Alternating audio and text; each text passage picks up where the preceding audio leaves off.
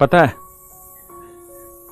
जीवन में बड़ा वो कभी नहीं बन पाता आदमी, जीवन में वो आदमी बड़ा कभी नहीं बन पाता जो मुसीबतों से, मुश्किलों से लड़ा नहीं होगा। मैं आपको एक एग्जांपल देता हूं, आपका सिर्फ 2 से 3 मिनट का टाइम खराब करूंगा। जो ये ऊपर नीचे से जिनके जाता है, जिनको दिक्कत है। एक आदमी अमिताभ बच्चन, ठीक है, और एक इसका लोंडा अभिषेक बच्चन। आओ, एक अमिताभ बच्चन, एक अभिषेक बच्चन है। था क्या कि बाप था बहुत बड़ा स्टार, बाप था बहुत बड़ा स्टार, समझ रहे हो मेरी बात को? बहुत बड़ा स्टार था, इतना बड़ा स्टार था कि हर संडे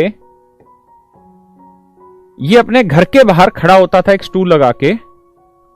ये इसका गेट था, यहां ये खड़ा होता था, यहां इसकी सिक्योरिटी रहती थी, और यहां हजारों आदमी हर संडे 5 से 6 हजार आदमी इसको देखने आते थे। सिर्फ शक्ल देखने आते थे, सिर्फ शक्ल देखने आते थे, सिर्फ और सिर्फ शक्ल देखने आते थे 5 से 6 हजार आदमी डेली।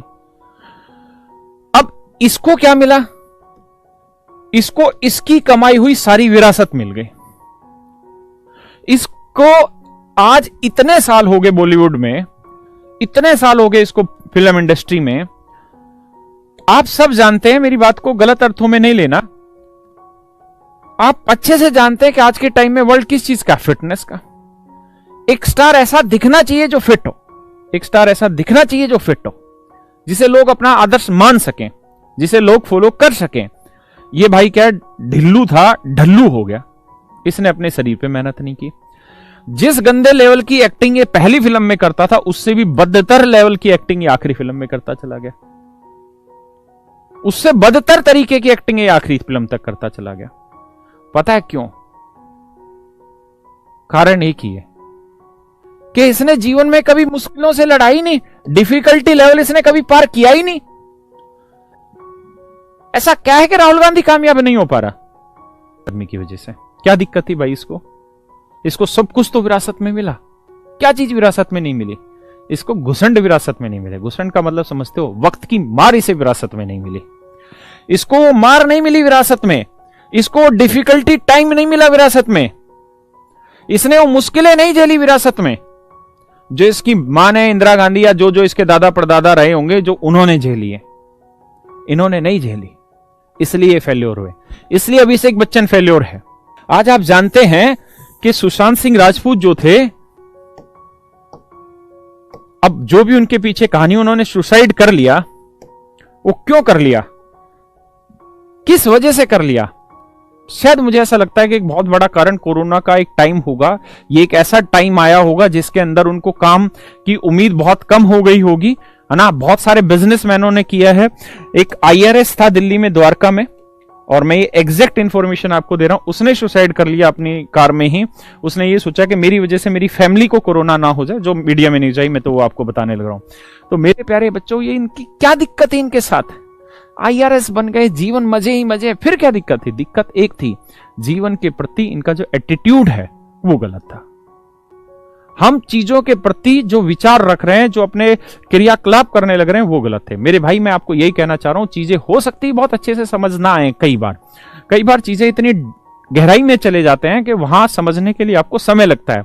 आपके पास 2 ही विकल्प है वहां। आप या तो छोड़ के भाग जाइए, छोड़ के जाएंगे आप सुशील सिंह राजपूत बनेंगे, और ये जो IRS टाइप है ऐसे बनेंगे। और दूसरा है, आप लड़िए। लड़ते रहेंगे ना तो एक दिन आप चाहे बेचते बेचते आप देश के प्रधानमंत्री बन जाएंगे। मोदी जी में और राहुल जी में आज मेरे हिसाब से केवल और केवल एक ही डिफरेंस है, उन्होंने 0 से शुरुआत की, हर स्टेप पे लड़ना सीखा, हर स्टेप पे धीरे धीरे काटते गए। बढ़ते काटने का मतलब एक कंपटीशन है, हर सोशल लाइफ में कंपटीशन है। उस कंपटीशन को धीरे धीरे क्रैक करते गए, चलते गए, आगे बढ़ते चले गए। राहुल गांधी के साथ क्या हुआ कि उन्हें कंपटीशन मिला ही नहीं। वो पहले दिन से ही बाप बन के बैठा दिया गया।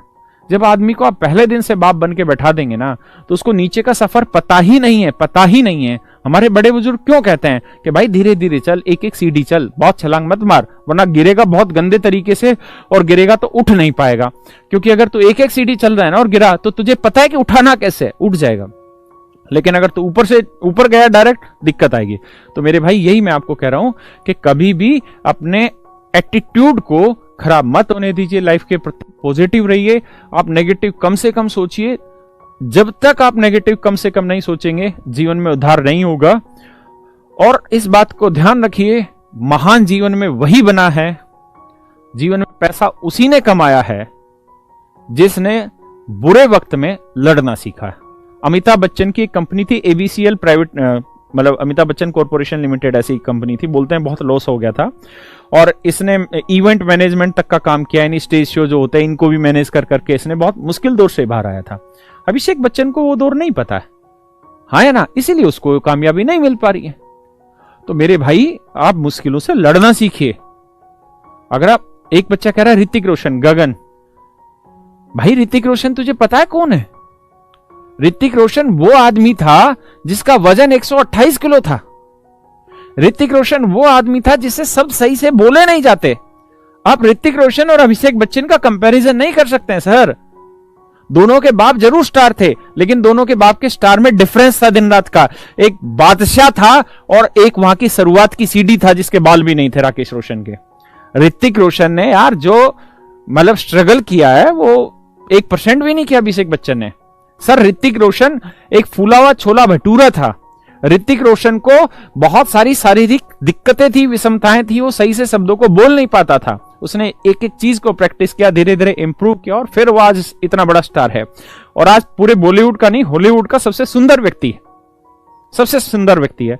आप अक्षय कुमार को ले लीजिए, कोई भी ले लीजिए, सलमान खान को छोड़ो। तो मेरे भाई इस बात को ध्यान रखिए, मुश्किल चीजें आएंगी, भागिए मत, लड़िए, मजबूत बनिए। आप जीतेंगे, 100% जीतेंगे, मैं आपके साथ हूं, ठीक है, लेकिन पॉजिटिव रहिए, ठीक है।